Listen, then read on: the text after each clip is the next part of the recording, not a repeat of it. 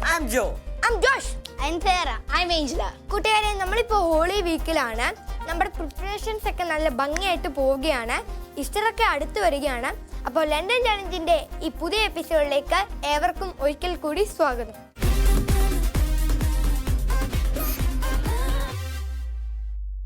ഇനി നമുക്ക് നമ്മുടെ അടുത്ത സെഗ്മെന്റിലോട്ട് പോകാം. അലീസാന്റെ കഥ പറയാൻ റെഡി ആയിട്ടിരിക്കുക. Science corner. യെസ്, നമുക്ക് പോകാം.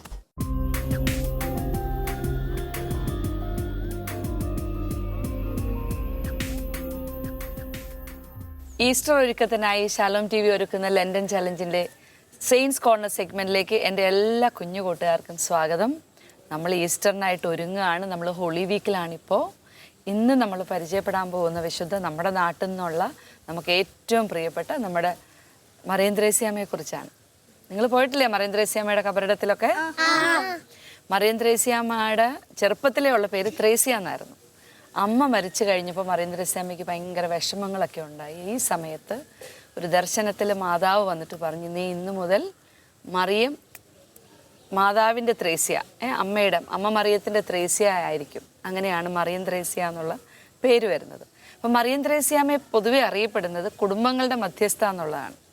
അപ്പം ആദ്യം അമ്മ ഇങ്ങനെ പ്രേക്ഷിത പ്രവർത്തനം മറ്റ് വിഷമിക്കുന്ന ആളുകളുടെ വീട്ടിലേക്കൊക്കെ പോകാൻ തുടങ്ങിയത് സ്വന്തം വീട്ടിൽ താമസിച്ചുകൊണ്ട് തന്നെയാണ്. അപ്പോൾ അമ്മയ്ക്കൊരു പ്രത്യേകത ഉള്ളത്, ഇപ്പം നമ്മൾ ഈ ഹോളി വീക്കിലാണ് ഈശോയുടെ പീഡാനുഭവങ്ങളില്ലേ ഇല്ലേ? ഈശോയ്ക്ക് എത്ര മുറിവുകളാണ് ഉള്ളത്? 5 തിരുമുറിവുകളാണ് ഉള്ളത് ഇല്ലേ? അപ്പോൾ ഒരുപാട് സ്നേഹിക്കുന്ന വളരെ തിരഞ്ഞെടുക്കപ്പെട്ട വിശുദ്ധർക്ക് ഈ മുറിവുകൾ ഈശോ സമ്മാനമായിട്ട് നൽകും. അപ്പോൾ ഈ മറിയം ത്രേസ്യാമ്മയ്ക്കും ഇങ്ങനെയുള്ള ഈശോയുടെ പീഡാനുഭവത്തിൻ്റെ വേദനകളൊക്കെ ശരീരത്തിൽ സ്വീകരിച്ചിട്ടുള്ള ഒരു പുണ്യാത്മാവാണ്. അപ്പോൾ അങ്ങനെ ഈ വേദനകളെല്ലാം നഷ്ടപ്പെട്ടു പോകുന്ന ആത്മാക്കൾക്ക് വേണ്ടി കുടുംബങ്ങളുടെ നവീകരണത്തിന് വേണ്ടിയിട്ടൊക്കെയായിരുന്നു അമ്മ കാഴ്ചവെച്ചുകൊണ്ടിരുന്നത്. അങ്ങനെ ആ നാട്ടിൽ അമ്മ മഠത്തിലായിരിക്കുന്ന സമയത്ത് നാട്ടിൽ ഈ വസൂരി പടർന്നു പിടിച്ചു. വസൂരി രോഗത്തിന് അന്നെന്ന് വെച്ചാൽ ഈ ചികിത്സയില്ല. അപ്പോൾ വസൂരി ആർക്കെങ്കിലും പിടിപെട്ടിട്ടുണ്ടെങ്കിൽ ആ വീട്ടിൽ നിന്ന് അയാളെ ഉപേക്ഷിച്ചിട്ട് ബാക്കി എല്ലാവരും മാറും. അപ്പോൾ അയാൾ അവിടെ കിടന്ന് രോഗം വന്ന് മരിക്കും. അപ്പോൾ ഈ രോഗമുള്ള ആളുകളുടെ അടുത്തേക്ക് ഒരാൾ പോലും ചെല്ലത്തില്ല. അപ്പോൾ ഈ നാട് മുഴുവൻ കണ്ണുനീരും ആളുകളുടെ മരണവും വേദനയും ഇതെല്ലാം മറിയം ത്രേസ്യാമ്മയ്ക്ക് ഭയങ്കര സങ്കടമായിരുന്നു. മറിയം ത്രേസ്യാമ്മ അങ്ങനെ മഠത്തിലിരുന്ന് പ്രാർത്ഥിക്കാൻ തുടങ്ങി ഇങ്ങനെയുള്ള ആളുകൾക്ക് വേണ്ടി. അങ്ങനെ ഒരു ദിവസം പ്രാർത്ഥിച്ചുകൊണ്ടിരുന്നപ്പം മറിയം ത്രേസ്യാമ്മ ഇങ്ങനെ ഒരു കുഞ്ഞിൻ്റെ കരച്ചിൽ കേൾക്കുകയാണ്. പെട്ടെന്ന് ഇങ്ങനെ പ്രാർത്ഥിക്കുമ്പോൾ ഈശോ ദർശനത്തിൽ ഒരു കുടിൽ കാണിച്ചു കൊടുത്തു. അത് ശരിക്കും പറഞ്ഞാൽ പാവപ്പെട്ട ആളുകൾ താമസിക്കുന്ന ഒരു കോളനിയായിരുന്നു. മറിയം ത്രേസ്യാമ്മ വേഗം തന്നെ കൂടെ ഉണ്ടായിരുന്ന 1-2 കുഞ്ഞു സിസ്റ്റേഴ്സിനെയും കൂട്ടി ആ കോളനിയിലേക്ക് ഓടിപ്പോയി. അവിടെ ചെന്ന് കഴിഞ്ഞാൽ ആ കോളനിക്കകത്തേക്ക് കയറുമ്പോഴത്തേക്ക് അവിടെ അങ്ങും പുറത്തൊന്നും ആരെയും കാണുന്നില്ല. ഒരു കുടിലിൽ നിന്ന് മറിയം ത്രേസ്യാമ്മ പ്രാർത്ഥിക്കുന്ന സമയത്ത് കേട്ട പോലെ ആ കുഞ്ഞിൻ്റെ കരച്ചിൽ ഇങ്ങനെ കേൾക്കുക. മറിയം ത്രേസ്യാമ്മ ഓടിച്ചെന്ന സമയത്ത് ഈ കുഞ്ഞിൻ്റെ അമ്മ മരിച്ചു കിടക്കുകയാണ്, നിലത്ത് മരിച്ചു കിടക്കുകയാണ്. അപ്പോൾ ഈ കുഞ്ഞ് അമ്മയുടെ നെഞ്ചത്ത് ഇങ്ങനെ അള്ളി പിടിച്ചിരുന്ന് ഇങ്ങനെ പിടിച്ച് കൈക്കുഞ്ഞ കരഞ്ഞുകൊണ്ടിരിക്കുവാണ്. അമ്മ വേഗം തന്നെ ഈ കുഞ്ഞിനെ ഇങ്ങനെ എടുത്ത് കൂടെ വന്ന സിസ്റ്റേഴ്സിൻ്റെ കയ്യിലേക്ക് കൊടുത്തു. എന്നിട്ട് മറിയം ത്രേസ്യാമ്മ തന്നെ ആ കോളനിയിൽ ഒരു കുഴി വെട്ടി ആ അമ്മച്ചി മരിച്ചുപോയി, സൂര്യരോഗം വന്ന്. ആ അമ്മച്ചിയുടെ ബോഡി കൊണ്ടുപോയി മറിയം ത്രേസ്യാമ്മ തന്നെ സംസ്കരിച്ചു. ഒന്ന് ആലോചിച്ച് നോക്കി, ആ ഒരു കാലഘട്ടത്തിൽ മറിയം ത്രേസ്യാമ്മയ്ക്ക് ഉണ്ടായിരുന്ന ഒരു ധൈര്യവും വേദനിക്കുന്ന ആളുകളെ ആശ്വസിപ്പിക്കാൻ കാണിച്ചൊരു വലിയ മനസ്സും നമ്മൾ മനസ്സിലാക്കണം ഇല്ലേ? അങ്ങനെ അവരെ സംസ്കരിച്ച് കഴിഞ്ഞ് മറിയം ത്രേസ്യാമ്മ ഈ കുഞ്ഞിനെയും കൊണ്ട് മഠത്തിലേക്ക് പോകുന്നു. പിന്നെ ആ കുഞ്ഞ് ആ മഠത്തിലാണ് വളർന്നത്. മറിയം ത്രേസ്യാമ്മയെക്കുറിച്ച് പറയാൻ ഒരുപാട് കാര്യങ്ങളുണ്ട്. നമ്മൾ ഈ ഹോളി വീക്കിലാണ്. ഇന്ന് നമ്മൾ മറിയം ത്രേസ്യാമ്മയുടെ മധ്യസ്ഥം തേടിയാണ് പ്രാർത്ഥിക്കുന്നത്. അപ്പോൾ ഇന്ന് നമ്മൾ ഓർക്കണം, ലോകം മുഴുവൻ വേദനിക്കുന്ന ഒരുപാട് ആൾക്കാരുണ്ടല്ലേ. നമ്മൾ ഓരോ ദിവസവും ഓരോ നിയോഗത്തിന് വേണ്ടി പ്രാർത്ഥിക്കും. അപ്പോൾ മറിയം ത്രേസ്യാമ്മയുടെ മധ്യസ്ഥത്തിനായിട്ട് ഇന്നത്തെ നിയോഗം നമുക്ക് കാഴ്ചവെക്കാം. നിങ്ങൾ മറിയം ത്രേസ്യാമ്മയെ കൂട്ടുപിടിക്കില്ലേ? നമ്മളും വിശുദ്ധിയിൽ ജീവിക്കാൻ മറിയം ത്രേസ്യാമ്മ നമുക്ക് വേണ്ടി മധ്യസ്ഥം വഹിക്കും.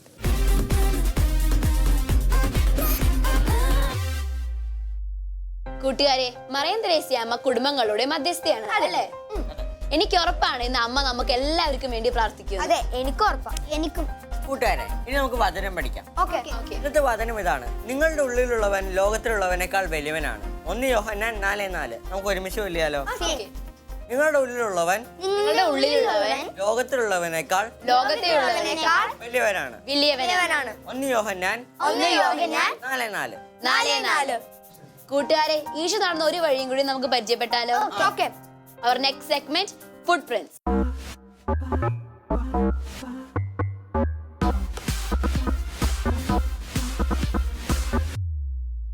ഈശോയ്ക്ക് പ്രിയപ്പെട്ട എല്ലാ കുഞ്ഞുമക്കൾക്കും ഫുട് പ്രിൻസിലേക്ക് സ്വാഗതം. മക്കളെ, ആൻറ്റി ഇപ്പോൾ നിൽക്കുന്നത് ജെറുസലേമിലെ ദമാസ്കസ് ഗേറ്റിൻ്റെ മുന്നിലാണ്. ഇന്ന് നമ്മൾ പോകുന്നത് ഈശോയുടെ കുരിശിൻ്റെ വഴികളിലൂടെയാണ്.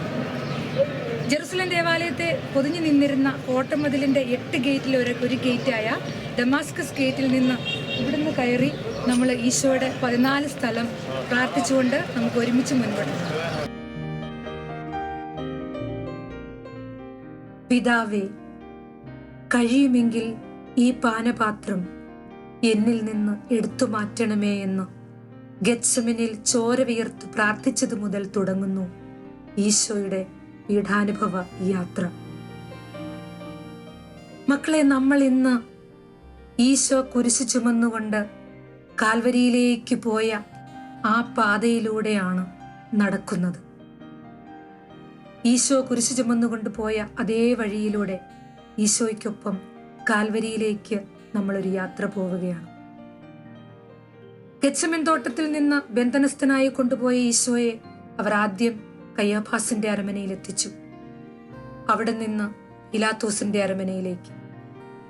പീലാത്തോസ് ഈശോയിൽ കുറ്റമൊന്നും കാണായികയാൽ ഈശോ ഹെറോദസിന്റെ അധികാരപരിധിയിൽപ്പെട്ടവനായതുകൊണ്ട് അവിടേക്ക് അയച്ചു. അവിടെയും നിന്ദനങ്ങളും പരിഹാസങ്ങളും ഏറ്റുവാങ്ങി വീണ്ടും പീലാത്തോസിന്റെ അരമനയിലേക്ക്. നമ്മൾ ഇപ്പോൾ എത്തി നിൽക്കുന്നത് പീലാത്തോസിന്റെ അരമനയുണ്ടായിരുന്ന സ്ഥലം എന്ന് വിശ്വസിക്കപ്പെടുന്ന സ്ഥലത്താണ്. ഇവിടെ വച്ചാണ് ഈശോയെ പീലാത്തോസ് അന്യായമായി വിധിച്ചതും ചമ്മട്ടി കൊണ്ട് അടിച്ചതും മുൾക്കിരീടം ധരിപ്പിച്ചതും.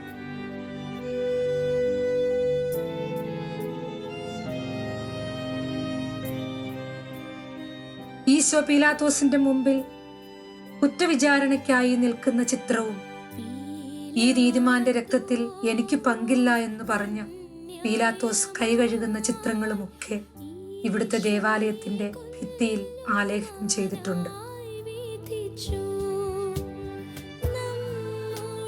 കുരിശിന്റെ വഴിയുടെ യാത്രയിലെ 1-ാം സ്ഥലം. പീലാത്തോസ് ഈശോയെ അന്യായമായി വിധിക്കുന്നു.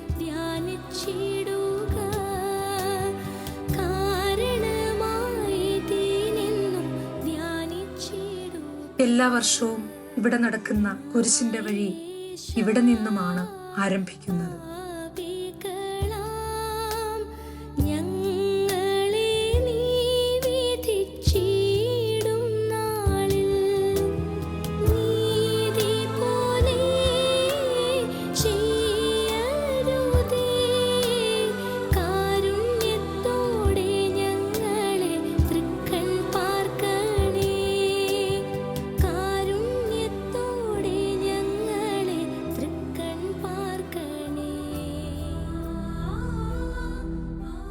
പീലാത്തോസ് അന്യായമായി വധശിക്ഷയ്ക്ക് വിധിച്ച ഈശോയുടെ ചുമലിലേക്ക് കുരിശ് വെച്ച് നൽകപ്പെട്ട 2-ാം സ്ഥലം.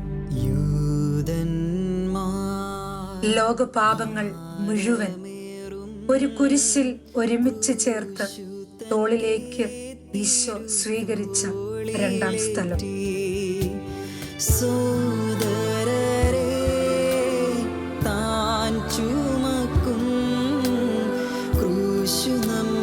ചെയ്ത പാപഭാരമല്ലയോ, ക്രൂശു നമ്മൾ ചെയ്ത പാപഭാരമല്ലയോ. കുരിശുമായി ഈശോ ഇവിടെ നിന്നും നടന്നു നീങ്ങി. ഈശോയുടെ നിണമണിഞ്ഞ കാൽപ്പാടുകൾ ഏറ്റുവാങ്ങിയ മണ്ണ്, ഈശോയുടെ ചോരത്തുള്ളികൾ ഏറ്റുവാങ്ങിയ ജെറുസലേമിന്റെ മണ്ണ്. കുരിശ് ചുമന്നുകൊണ്ട് നടന്നു നീങ്ങിയ ഈശോ കുരിശിന്റെ ഭാരത്താൽ ആദ്യമായി കുഴഞ്ഞു വീണ 3-ാം സ്ഥലം.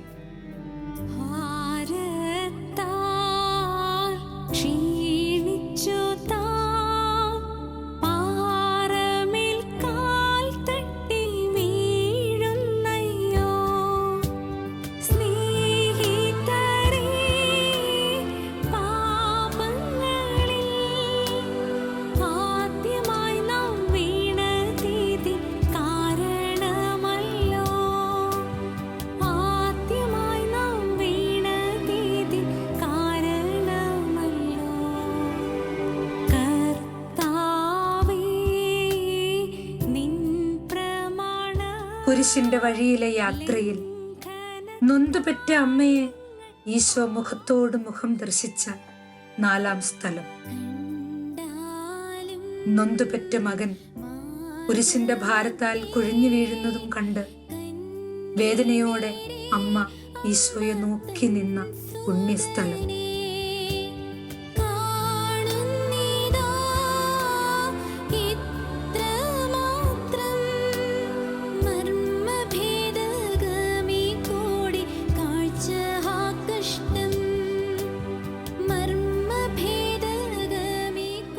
ഇതിനുള്ളിൽ പരിശുദ്ധ അമ്മയുടെ നാമത്തിൽ ഒരു ദേവാലയമുണ്ട്. പരിശുദ്ധ അമ്മ ഈശോയെ കണ്ടുമുട്ടിയ ആ ഒരു ഗ്രോട്ടോയും കല്ലുമൊക്കെ പുണ്യമായി സൂക്ഷിച്ചിരിക്കുന്നു. പക്ഷെ കൊറോണ ആയതുകൊണ്ട് നമുക്കിതിനുള്ളിൽ കയറാൻ കഴിയില്ല. കുരിശിന്റെ ഭാരത്താൽ ഈശോ തളർന്നു പോകുമെന്നും ജീവനോടെ ഈശോയെ കുരിശിൽ തറയ്ക്കാൻ കഴിയില്ല എന്നും മനസ്സിലായപ്പോൾ പടയാളികളുടെ നിർദ്ദേശപ്രകാരം ശിമയോൻ ഈശോയുടെ കുരിശ് ഏറ്റുവാങ്ങി ഈശോയെ സഹായിച്ച 5-ാം സ്ഥലം. ഇവിടെ കുരിശിന്റെ ഭാരത്താൽ നിലത്ത് കൈകുത്തിയപ്പോൾ ഈശോയുടെ കൈപ്പത്തി പതിഞ്ഞുവെന്ന് വിശ്വസിക്കുന്ന പാറ ഇവിടുത്തെ ഭിത്തിയിൽ സ്ഥാപിച്ചിരിക്കുന്നു.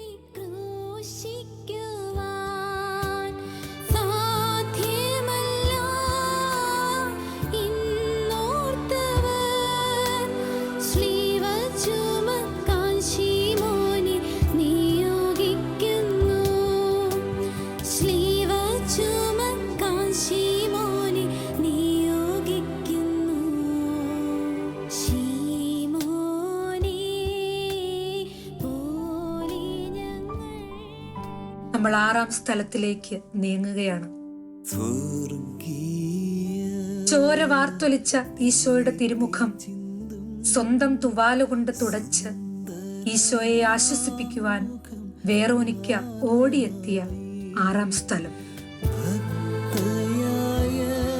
അവളുടെ തുവാലയിലേക്ക് ഈശോ തന്റെ തിരുമുഖം പതിപ്പിച്ചു കൊടുത്ത പുണ്യസ്ഥലം.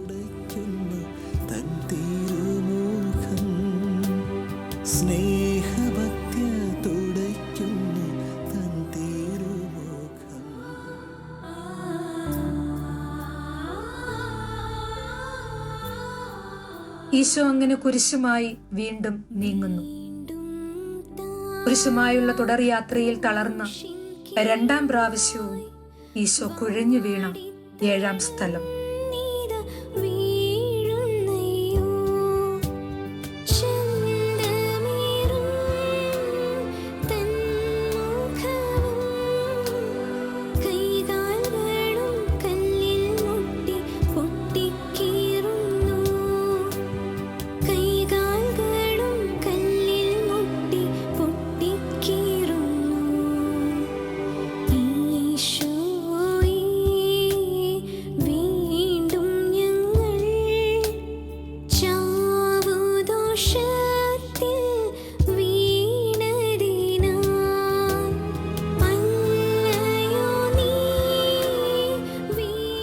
ഈശോയെ ഒരുപാട് സ്നേഹിച്ചിരുന്ന ജെറുസലേമിലെ സ്ത്രീകൾ ഈശോയെ നോക്കി നിന്നിരുന്ന സ്ഥലത്തേക്കാണ് നമ്മളിപ്പോൾ പോകുന്നത്.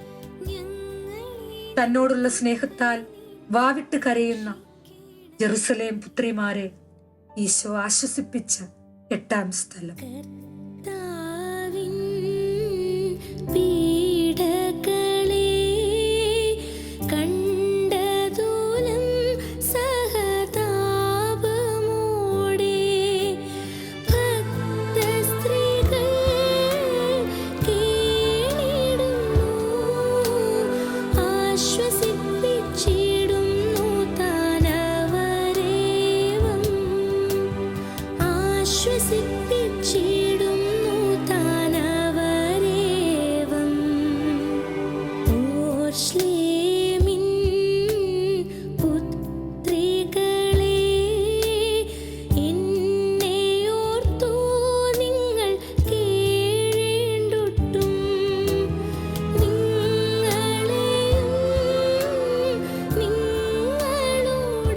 മക്കളെ, നമ്മൾ ഏകദേശം കാൽവരിയോട് അടുക്കുകയാണ്. കാൽവരിയിലേക്ക് എത്തുന്നതിന് മുമ്പായി 3-ാം പ്രാവശ്യം ഈശോ തളർന്നു വീണ 9-ാം സ്ഥലത്തേക്കാണ് ഇപ്പോൾ നമ്മൾ നടന്നെടുക്കുന്നത്. നമ്മൾ ഇന്ന് കാണുമ്പോൾ ഇവിടെ 2 ഓരത്തും കച്ചവടക്കാരും കെട്ടിടങ്ങളും വീടുകളും ഒക്കെയാണ്. പക്ഷെ അന്ന് ഇതൊക്കെ കുന്നും മലയുമായിരുന്നുവെന്ന് നമ്മൾ ഓർക്കണം. ഇന്നിവിടെ കയറി പോകുവാൻ സ്റ്റെപ്പുകളുണ്ട്, നല്ല വഴികളുണ്ട്. പക്ഷെ അന്ന് ഈ മലയൊക്കെ കയറിയാണ് ഈശോ കുരിശും ചുമന്നുകൊണ്ട് പോയതെന്ന് ഓർക്കുക. കല്ലും മുള്ളും നിറഞ്ഞ വഴികളിലാണ് ഈശോ തളർന്നു വീണതെന്ന് ഓർക്കുക. ഈ വഴികളിലെല്ലാം ഈശോയുടെ ചോരത്തുള്ളികൾ വീണ വഴികളാണ്. ഈശോ 3-ാം പ്രാവശ്യം വീണ 9-ാം സ്ഥലം. 4 പാടും വലിക്കുന്നു ചവിട്ടുന്നയോ ചേറ്റിലും. ഈശോയുടെ തുടർന്നുള്ള പീഡാനുഭവങ്ങൾക്ക് സാക്ഷ്യം വഹിച്ച സ്ഥലങ്ങൾ തിരുക്കല്ലറ ദേവാലയത്തിന്റെ ഉള്ളിലാണ്. ആ കാഴ്ചകളുമായി നമുക്ക് അടുത്ത എപ്പിസോഡിൽ കാണാം. ഈശോ മിശിഹായ്ക്ക് സ്തുതിയായിരിക്കും. നിത്യാഗ്നിയിൽ വീണിടാതെ ഞങ്ങളെ നീ രക്ഷിക്കണമേ. വീണിടാതെ ഞങ്ങളെ നീ രക്ഷിക്കണമേ.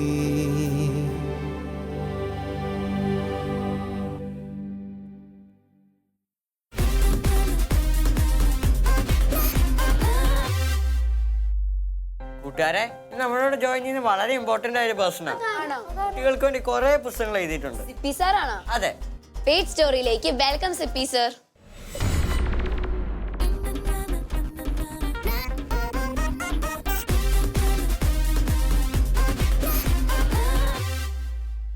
Hello sir. പ്രിയപ്പെട്ട കൂട്ടുകാർ, എല്ലാവർക്കും നമസ്കാരം. ഞാൻ സിപ്പി പള്ളിപ്പുറം. നിങ്ങൾക്കറിയാം, ഞാൻ വളരെ കാലമായി കുട്ടികൾക്ക് വേണ്ടി സാഹിത്യരചനകൾ നടത്തിക്കൊണ്ടിരിക്കുന്ന ഒരാളാണ്.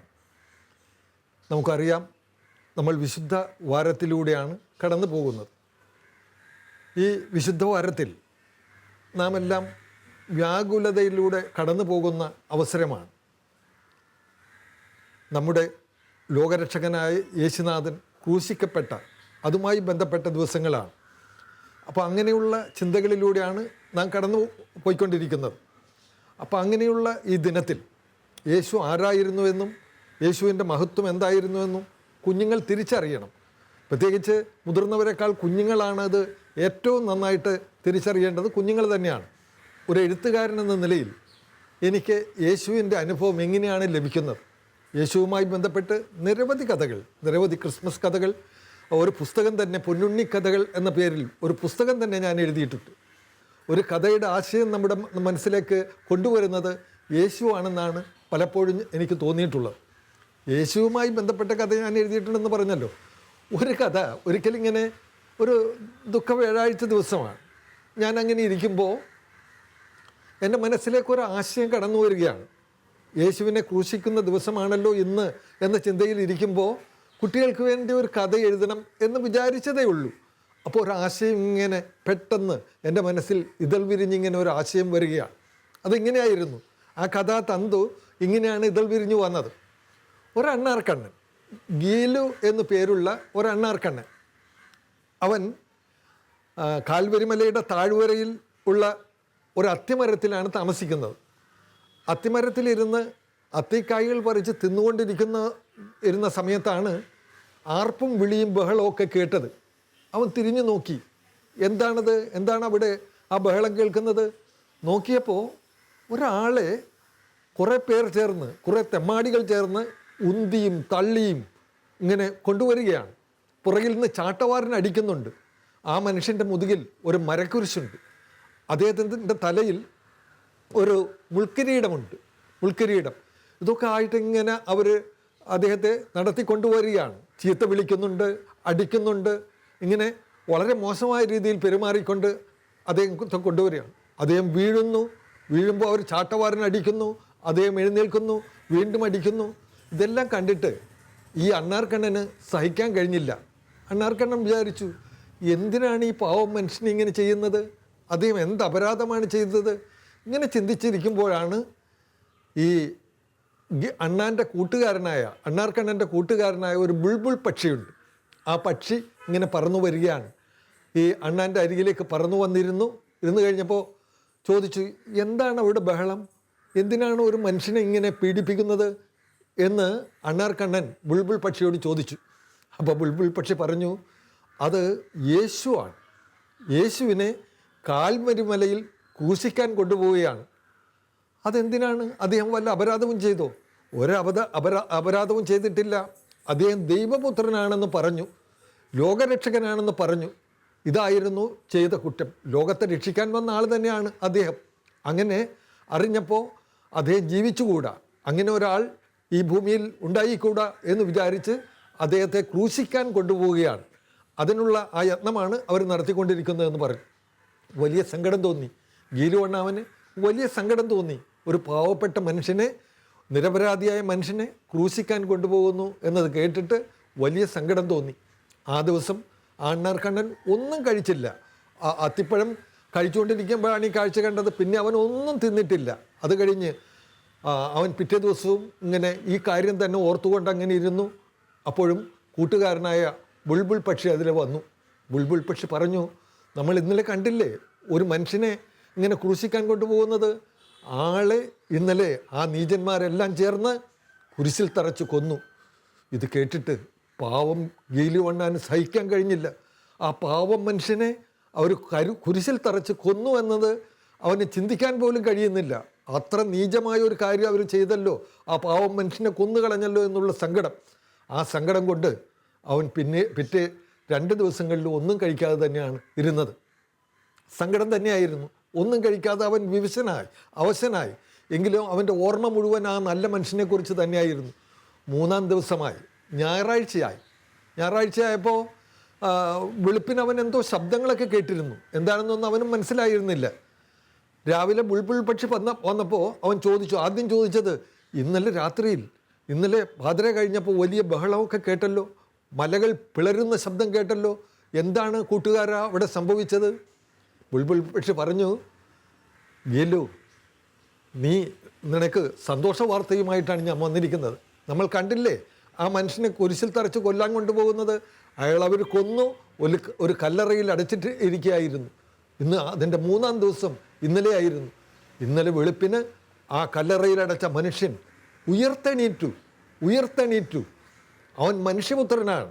ആ മനുഷ്യപുത്രൻ ഒപ്പം അവൻ ദൈവപുത്രനുമായിരുന്നു. ആ ദൈവപുത്രൻ ഉയർത്തെണീറ്റതിൻ്റെ സങ്കടം മാത്രമല്ല, ആ സങ്കടമൊക്കെ മാറി എല്ലാവരും സന്തോഷത്തിൽ ആറാടുകയാണെന്ന്. ആ താഴ്വരയിൽ മുഴുവൻ ആളുകൾ നൃത്തം ചെയ്യുകയാണ്. മനുഷ്യർ മാത്രമല്ല, എല്ലാ പക്ഷിമൃഗാദികളും സന്തോഷം കൊണ്ട് നൃത്തം ചെയ്യുകയാണ്. നമുക്കും ഈ ആഹ്ലാദത്തിൽ പങ്കുചേരണം. ഇന്ന് ആളുകളൊക്കെ പറയുന്നത് ഈ ദിവസത്തെ ഈസ്റ്റർ എന്ന് വിളിക്കണമെന്നാണ്. ഈസ്റ്റർ, ഉയർപ്പിൻ്റെ ദിനം, പുണ്യപ്പെട്ട് യേശു ഉയർത്തെഴുന്നേറ്റതിൻ്റെ ആ ദിനമായിട്ട് അതിന് ഈസ്റ്റർ എന്ന് നാം ഈ ദിനത്തിന് പേരിടണമെന്ന് എല്ലാവരും പറഞ്ഞിരിക്കുകയാണ്. ആ ഈസ്റ്റർ ദിവസമാണെന്ന്. അപ്പോൾ നമുക്കും ആ താഴ്വരയിലേക്ക് പോകാം, അവരോടൊപ്പം ആടിപ്പാടി ആ സന്തോഷത്തിൽ അലിഞ്ഞു ചേരാം. ഇങ്ങനെയുള്ള ഒരാശയമാണ് എൻ്റെ മനസ്സിൽ വിരിഞ്ഞ് ഈ ദുഃഖവ്യാഴാഴ്ച ദിവസം വന്നത്. അത് ഞാൻ പിന്നീട് മനോഹരമായ ഒരു കഥയാക്കി എഴുതി മിന്നാമിന്നി എന്ന പ്രസിദ്ധീകരണത്തിൽ, കോഴിക്കോട് നിന്ന് പ്രസിദ്ധീകരിക്കുന്ന മിന്നാമിന്നി എന്ന പുസ്തകത്തിൻ്റെ ഈസ്റ്റർ പതിപ്പിൽ അത് ചേർക്കുകയും ചെയ്തു. അപ്പോൾ ഞാൻ പറഞ്ഞു വന്നത്, ഇങ്ങനെയാണ് ഒരു കഥ യേശുവുമായി ബന്ധപ്പെട്ട് നമ്മുടെ മനസ്സിലൊരു കഥ വിരിഞ്ഞു വരുന്നത് ഇങ്ങനെയാണെന്നാണ്. ഈ കഥ മാത്രമല്ല, ഇതുപോലുള്ള നിരവധി കഥകൾ യേശുവുമായി ബന്ധപ്പെട്ട് എൻ്റെ ജീവിതത്തിൽ ഉണ്ടായിട്ടുണ്ട്. നിരവധി കവിതകളും രചിക്കാൻ കഴിഞ്ഞിട്ടുണ്ട് ഉണ്ണിയേശുവുമായി ബന്ധപ്പെട്ടൊക്കെ.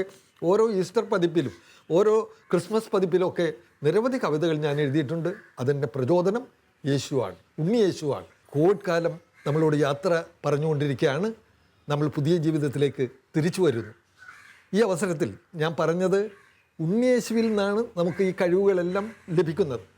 അങ്ങനെ കിട്ടുന്ന ഓരോ താലന്തുകളും നമ്മൾ വിപുലമാക്കി എടുക്കണം, വിലപ്പെട്ടതാക്കി തീർക്കണം, അതിനെ വളർത്തിയെടുക്കാൻ ശ്രമിക്കണം. നമുക്കെല്ലാവർക്കും സാഹിത്യപരമായ കഴിവുകളുണ്ട്, കലാപരമായ കഴിവുകളുണ്ട്. ഇതിനെല്ലാം വളർത്തിയെടുക്കുന്നതിൽ യേശു വഹിക്കുന്ന പങ്ക് വളരെ വലുതാണ്. അപ്പോൾ ഈ ഈസ്റ്റർ അവസരത്തിൽ നമുക്ക് യേശു തന്നിട്ടുള്ള ആ കഴിവുകളെല്ലാം വളരെ നന്നാക്കി എടുക്കാൻ നിങ്ങളെല്ലാവരും ആത്മാർത്ഥമായി ശ്രമിക്കണം. എല്ലാവർക്കും ഈസ്റ്ററിൻ്റെ ഹൃദ്യമായ ആശംസകൾ നേർന്നുകൊണ്ട് ഞാൻ ഉണ്ണിയെ പറ്റിയുള്ള ഒരു കൊച്ചു കവിത, ഇതും ഇങ്ങനെ എൻ്റെ മനസ്സിൽ പണ്ടേ വിടർന്ന കവിതകളിൽപ്പെട്ട ഒന്നാണ്. കുരുന്നു വെറുതെ. ഉണ്ണി പറഞ്ഞു നമ്മോട് തമ്മിൽ തമ്മിൽ സ്നേഹിക്കാൻ, ഉണ്ണി പറഞ്ഞു നമ്മോട് അനുസരണത്തിൽ വളർന്നിടാൻ, ഉണ്ണി പറഞ്ഞു നമ്മോട് പരോപകാരം ചെയ്തിടാൻ, ഉണ്ണി പറഞ്ഞത് കേട്ടെന്നാൽ പൊന്നുണ്ണികളായി തീരും നാം, ഉണ്ണി പറഞ്ഞത് കേട്ടെന്നാൽ പൊന്നുണ്ണികളായി തീരും നാം. മറക്കാതിരിക്കുക, അങ്ങനെ പൊന്നുണ്ണികളാകാൻ എല്ലാവരും ശ്രമിക്കുക. എല്ലാവർക്കും ഈസ്റ്ററിൻ്റെ മംഗളം.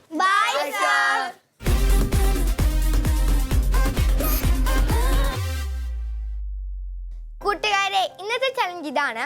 നിങ്ങൾക്ക് ഇഷ്ടമുള്ള ഒരു സാധനം വേണ്ടാന്ന് വെക്കുക. അതെന്താ ചേട്ടാ അങ്ങനെ?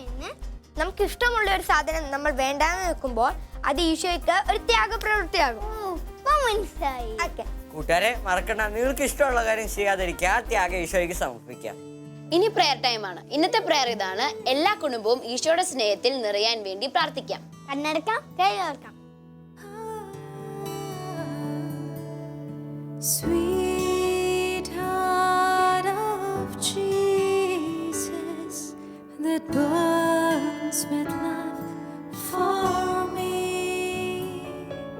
inflame my heart to love you more. Sweetheart of Jesus. കൂട്ടുകാരെ, ഇന്നത്തെ എപ്പിസോഡ് ഇവിടെ പൂർണ്ണമാകുകയാണ്. അടുത്ത ദിനം പുതിയ എപ്പിസോഡുമായി വീണ്ടും കാണാം. Take care. God bless you. By.